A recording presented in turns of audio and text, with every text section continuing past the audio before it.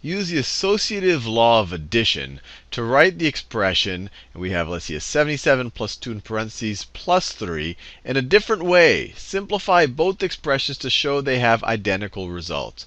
So this associative law of addition, which sounds very fancy and complicated, literally means that you can associate these three numbers in different ways, or you can add them in different orders. Now let me just make that clear. So the way they wrote it right here, they wrote 77 plus 2 in parentheses, and then they wrote plus 3.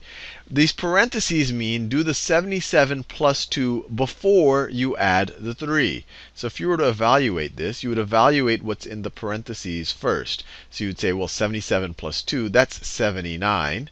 So everything in the parentheses just evaluates to 79. And then you still have that plus 3. And 79 plus 3 is 82. So this is equal to 82. That's if you just evaluate it the way that they gave it to us. Now, the associative law of addition tells us it doesn't matter whether we add 77 and 2 first or whether we add 2 and 3 first. We can associate them differently. So this is going to be the exact same thing. This is the exact same thing as, we could write it this way. So let me write them all. 77 plus 2 plus 3. If we have no parentheses here, this is actually the same thing as this over here, because we'd go 77 plus 2 is 79, plus 3 is 82.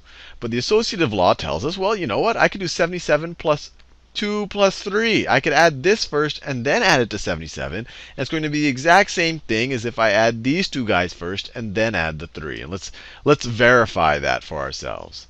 So 2 plus 3 is 5. So this evaluates to 77 plus 5. 77 plus 5. And 77 plus 5, once again, is 82. Is 82. So it doesn't matter how you associate the numbers.